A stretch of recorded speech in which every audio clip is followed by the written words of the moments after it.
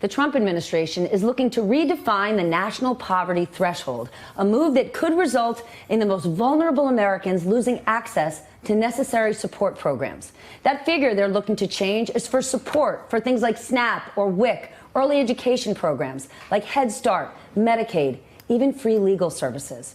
My friend Wes Moore is the CEO of the Robin Hood Foundation, an extraordinary charitable organization that works to alleviate problems caused by poverty here in New York City. I'm fortunate enough to sit on their leadership council. Wes, you said something last night that stuck out with me. You said poverty isn't their problem, meaning those who are in poverty. You said it's our problem. What does that mean? It means that the impacts of people who are living in poverty, this is something that should keep all of us awake and should break all of our hearts.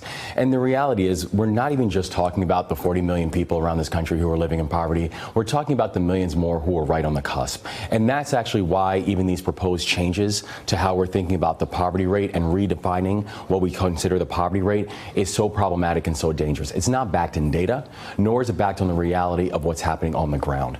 So what are they trying to do here? Is this just sort of like a backdoor move to cut federal support programs? Yeah, and really what it's also saying, it's coming up with this idea that even the support programs that are in place right now, that they are even sufficient. The average family who's receiving any form of public benefits, whether it be SNAP, WIC, food stamps, etc., that actually only goes till about the 21st day of the month. So we already have a benefits package for families who need it, for our most vulnerable families in this country, that doesn't even last the full month. And now we're talking about lowering the bar even more. The federal poverty rate was put together decades ago, a very arbitrary number of saying that, you know, at around, if you make anything lower than around $24,500 for a family of four, that's considered poverty. By the way, that does not include housing and other measurements that go into this calculation. So the fact that we're even talking about lowering an already arbitrary and already antiquated number, again, is not backed by data, nor is backed by what's happening in the reality on the ground. Stay with me here, because one could make the argument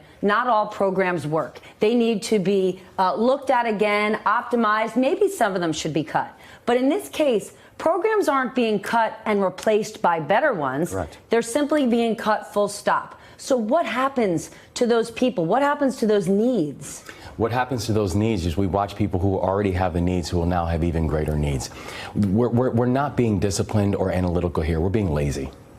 This is a lazy form of governance, because this is not saying how can we take programs and actually make sure that they are better supporting what's happening to families right now. It's just simply coming up with a political philosophy and making an economic argument based on a political philosophy. Can private fundraising, can charity fill the gap? Because I think philanthropy is extraordinary, but my fear is, listen, I had a great year. Wes, I'm going to send you a big check.